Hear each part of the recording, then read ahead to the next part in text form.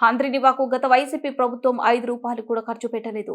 ముఖ్యమంత్రి చంద్రబాబు నాయుడు రాయలసీమ ప్రజలకు త్రాగునీరు, సాగునీరు అందించాలన్న లక్ష్యంతో హంద్రినివాకు ప్రాధాన్యతనిస్తూ ఈ 5 నెలల్లో 2,500 కోట్లు కేటాయించారు మంత్రి నిమ్మల రామానాయుడు. 90 కిలోమీటర్ల ఎగువన కృష్ణా నది పైన ఈ ప్రపోజల్ అధ్యక్ష.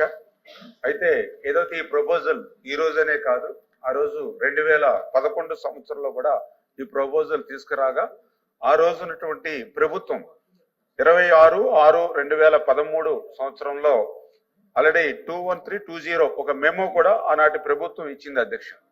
ఆ మెమోలో చాలా క్లియర్ గా ఏదైతే కర్నూలు జిల్లా నందికొట్కూరు తాలూకాలో కృష్ణా నది మీద సిద్ధేశ్వరం అలుగు నిర్మాణం అవసరం లేదు, ఎందుకంటే ఈ రిజర్వాయర్ 4 షోలో భాగంగా మరొక డ్యామ్ నిర్మాణం వల్ల అదనపు నీటిని నిల్వ చేయడం జరగదు. అందుచేత శ్రీశైలం రిజర్వాయర్ నీటి విలువ అంటే ఇప్పుడు శ్రీశైలం ఏదైతే ఉందో 215 టీఎంసీలు ఏదైతే కెపాసిటీ శ్రీశైలం ఉందో ఆ రిజర్వాయర్ లోనే మరొక రిజర్వాయర్ నిర్మాణం చేయడం ద్వారా ఒక 50 టీఎంసీలు అంటే ఈ 215 టీఎంసీలు నీరే మరి 165 ప్లస్ 50 అంటే ఉన్న రిజర్వాయరే 2 రిజర్వాయర్లుగా అవుతుంది తప్ప ఎడిషనల్ గా వాటర్ ని నిల్వ చేసేటువంటి పరిస్థితి ఈ సిద్ధేశ్వరం ద్వారా రాదు అనేది ఒకటి. దీనివల్ల ఈ యొక్క ఏదైతే ఖర్చు నిరర్థకమైనటువంటి ఖర్చు అని చేత దీన్ని తిరస్కరించడం అయినది అని చెప్పి గతంలోనే 2013లోనే మరి ఏదైతే గవర్నమెంట్ మెమో ఇవ్వడం జరిగింది అధ్యక్ష.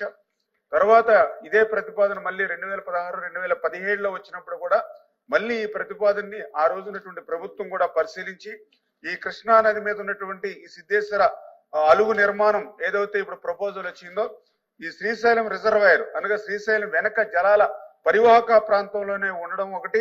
రెండవది ఇతర రాష్ట్రాలతో కూడా అంటే ఇంటర్ స్టేట్ ఇష్యూస్ కూడా వచ్చేటువంటి పరిస్థితి ఉంటుంది కాబట్టి ఇది ఆమోదించదగినది కాదని చెప్పేసి ఆ రోజు ఇంజనీరింగ్ చీఫ్ 12/9/2018 కూడా ఒక లేఖ కూడా ఇవ్వడం జరిగింది అధ్యక్ష.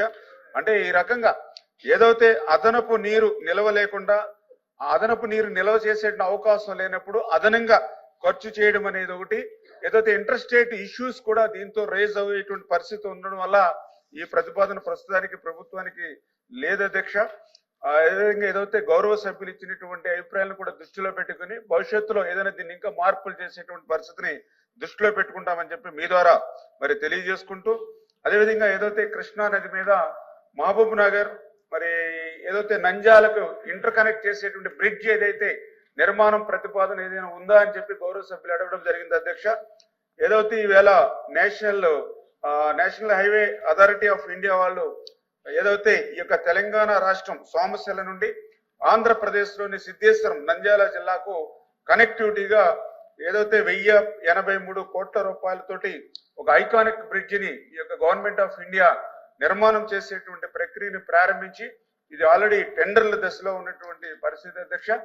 అయితే గౌరవ సభ్యులు ఏదైతే ఈ యొక్క నేషనల్ హైవే ఏదైతే ఇప్పుడు బ్రిడ్జి నిర్మాణం జరుగుతుందో ఆ బ్రిడ్జి బ్యారేజీగా కూడా బ్రిడ్జ్ కమ్ బ్యారేజీగా మారిస్తే బాగుంటుందని ఏదైతే ఆలోచన ఇచ్చారో మరి దీని మీద కూడా ఏదైతే ప్రభుత్వం దృష్టికి తీసుకెళ్ళినప్పుడు ఏదైతే నేషనల్ హైవేస్ అంటే బాగా హెవీ వెహికల్స్ 24/7 వెళ్ళేటువంటి నేషనల్ హైవే బ్రిడ్జి కాబట్టి అది బ్యారేజీని దాన్ని కూడా కనెక్ట్ చేస్తే అది కొంత ప్రమాదభరితంగా ఉంటుంది అనేటువంటిది మరి వాళ్ళ దగ్గర నుంచి వచ్చినటువంటి ఫీడ్బ్యాక్ అధ్యక్ష. ఏదేమైనా గౌరవ సభ్యులు ఏదైతే చెప్పడం జరిగిందో దాన్ని కూడా నోట్ చేసుకుని ఫర్దర్ గా దీన్ని ఇంకా ఏమైనా డెవలప్ చేయడానికి ఖచ్చితంగా ఆలోచన చేస్తాం అధ్యక్ష.